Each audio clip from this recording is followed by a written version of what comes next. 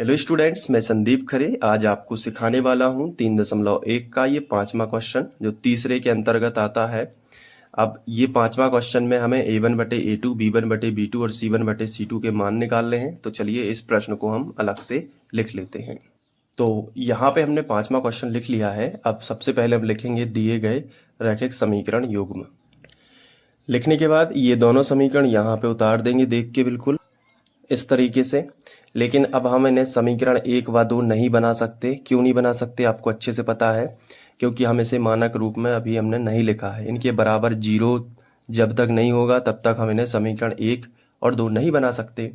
तो अब आप बताओ इसको बराबर में 0 हम कैसे ला सकते हैं। पहले तो भाषा लिखनी होगी कि उपरोक्त समीकरणों को मानक रूप में लिखने पर।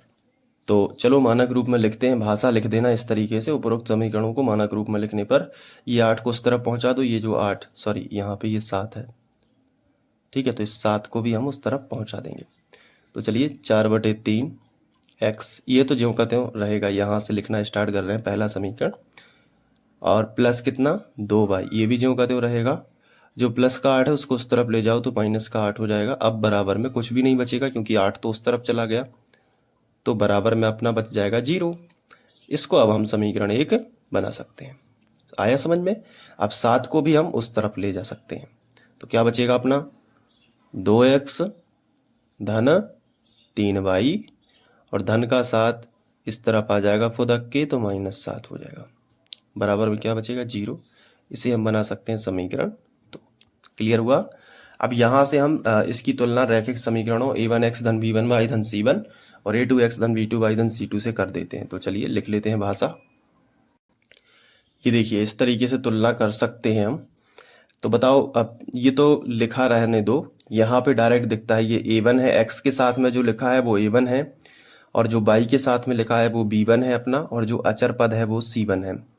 वैसे ही यहाँ पे है समीकरण 2 में जो x के साथ में लिखा है वो a2 है, जो y के साथ में लिखा है वो b2 है और यहाँ पे c2 है। तो चलिए फिर शुरुआत करते हैं। सबसे पहले लिखेंगे a1 है अपना 4/3 कॉमा b1 देख लेते हैं कितना है, तो b1 है अपना 2 और c1 देख लेते हैं कितना है, तो c1 है -8। ठीक है, अब a2 चेक कर लो। यहाँ देखो x के साथ में कितना लिखा है 2, तो ये अपना हो जाएगा 2 a2। b2 कितना है अपना, b2 अपना है 3 और c2 कितना है, तो c2 देखो -7। बस अब a1 बटे a2 निकाल लो, b1 बटे b2 निकाल दो। तो a1 बटे a2 निकाल दो सबसे पहले, तो कितना आएगा 4/3। तो पहले से ही लिखा है, उसके बटे में 2 करना है, तो ऐसी लाइन खींच दो बटे वाली और ये 2 लिख दो। अब कोई भी संख्या हो उसके बटे में 1 हम अपने मन से लिख सकते हैं, तो यहाँ पे 1 लिख दिया। तो ऊपर वाली एक परिमेय संख्या बन गई और नीचे वाली एक परिमेय संख्या बन गई। तो ऊपर वाली संख्या को हम ज्यों का त्यों लिखेंगे 4/3 और बटे के बटे वाली संख्या को पलट देंगे, तो गुणा 2/1 का पलट के हो जाएगा 1/2। तो 2 से कट जाएंगे 4, 2 एकम 2 और 2 दूनी 4, तो बचेगा 2 एकम 2/3। इसका गुणा ऊपर ऊपर में होगा तो 2 एकम 2 हो जाएगा और बटे 3 ज्यों का त्यों।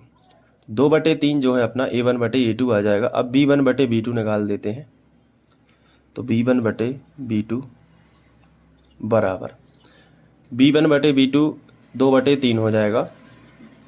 ये देखो 2/3, इसको तो और काट नहीं सकते तो इतना ही रहेगा।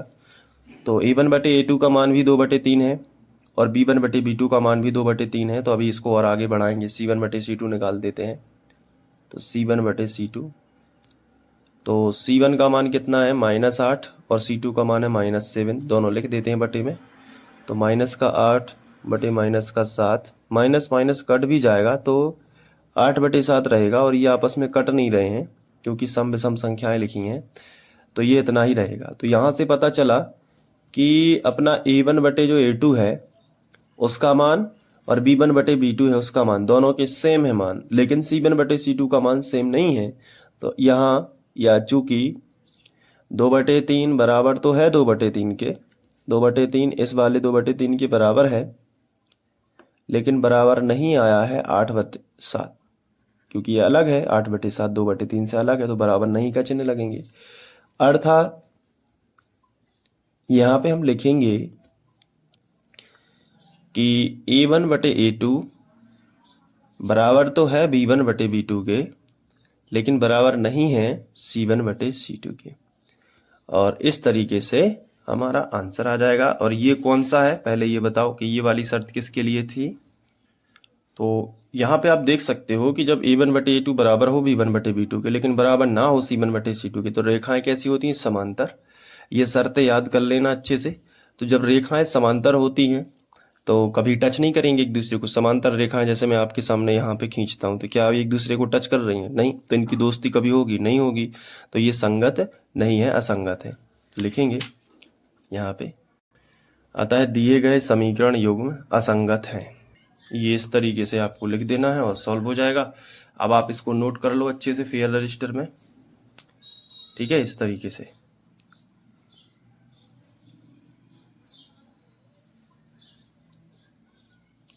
पूरा अच्छे से नोट कर लो।